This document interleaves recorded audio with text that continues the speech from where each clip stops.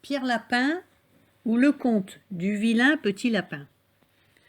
À propos de cette histoire, l'ébauche de l'histoire du petit garnement Pierre Lapin, dans le jardin de M. MacGregor, se trouve dans une lettre illustrée écrite par Beatrix Potter en 1893 à Noël Moore, le jeune fils de son ancienne préceptrice. Encouragé par la publication et le succès de quelques cartes de vœux, Béatrix s'en est souvenue 7 ans plus tard et l'a développée dans un petit livre avec des illustrations en noir et blanc. Il a été refusé par plusieurs éditeurs et Béatrix l'a fait imprimer elle-même pour sa famille et ses amis. À cette époque, Frédéric Worm a accepté de publier l'histoire si l'auteur ajoutait des illustrations en couleur, et le livre est finalement sorti en 1902 au prix de 1 shilling. Ce fut un succès immédiat qui ne s'est démenti depuis. Cette histoire soutenue, avec une poursuite haletante et une fin heureuse, et ses délicieuses illustrations, est définitivement devenue un grand classique de la littérature pour la jeunesse. Il était une fois 4 petits lapins qui s'appelaient Flopso, Trotso, Queue de Coton et Pierre. Ils habitaient avec leur mère sur un banc de sable à l'abri des racines d'un grand sapin. « Mes enfants, dit un jour Madame Lapin, vous pouvez vous promener dans les champs ou le long du chemin, mais n'allez pas dans le jardin de Monsieur MacGregor. Votre père a eu un accident là-bas. Madame MacGregor en a fait un pâté. Allez vous amuser, mais ne faites pas de bêtises. Je vais faire des courses. » Madame Lapin prit son panier et son parapluie et s'en alla, à travers bois, chez le boulanger. Elle acheta une miche de pain bis et 5 petits pains au raisin. Flopso, Trotso et Queue de Coton, qui étaient de bons petits lapins, descendirent le long du chemin pour cueillir des mûres. Mais Pierre, qui était très désobéissant, courut tout droit au jardin de M. MacGregor et se glissa sous le portail. Tout d'abord, il mangea des laitues, puis des haricots verts et enfin des radis. Alors, ne se sentant pas très bien, il chercha du persil. Mais au détour d'une serre où poussaient des concombres, il tomba sur M. MacGregor. M. MacGregor était à 4 pattes en train de planter des choux, mais il se releva aussitôt et courut après Pierre en brandissant un râteau et en criant « Au voleur !» Pierre était terrifié. Il courut en tous sens dans le jardin, car il ne retrouvait plus le chemin de la sortie. Il perdit une de ses chaussures parmi les choux et l'autre parmi les pommes de terre.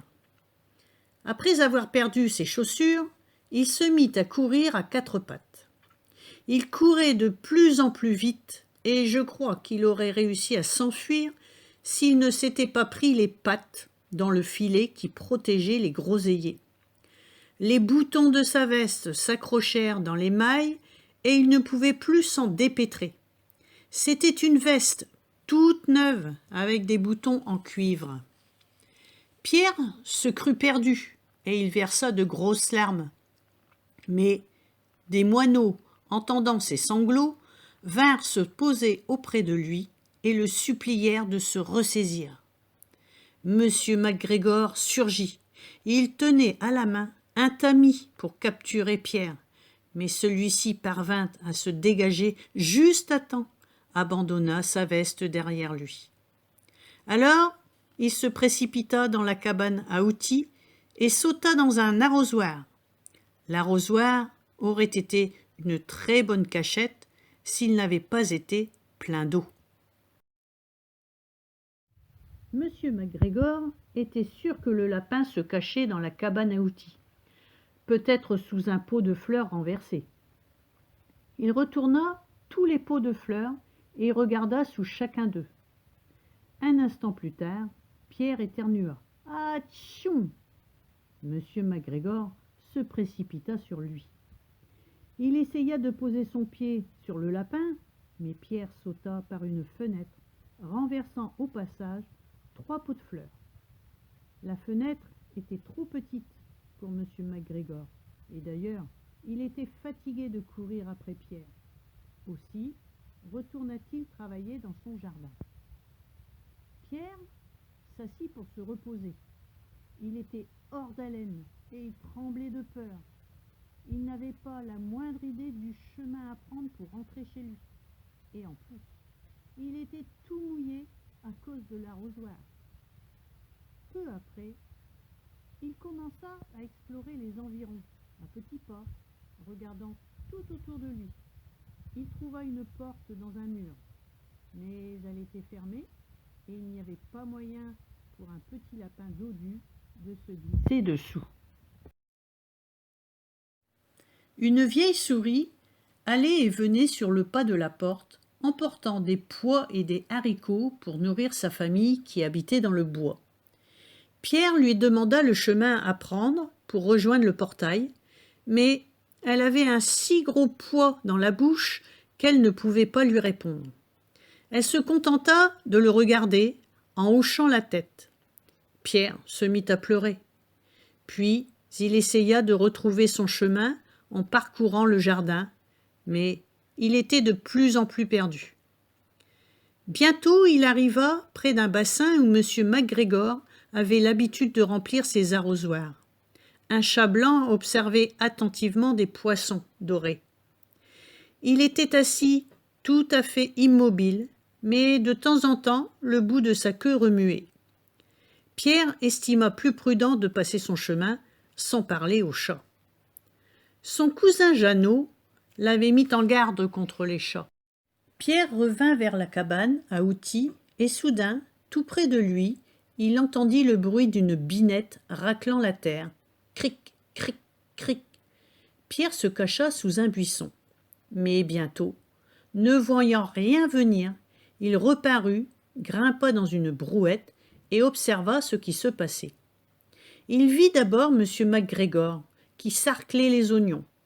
Il tournait le dos à Pierre, et là-bas, au fond, il y avait le portail. Pierre descendit de la brouette le plus silencieusement possible, puis il se mit à courir aussi vite qu'il le put, le long d'une allée derrière les groseilliers. M.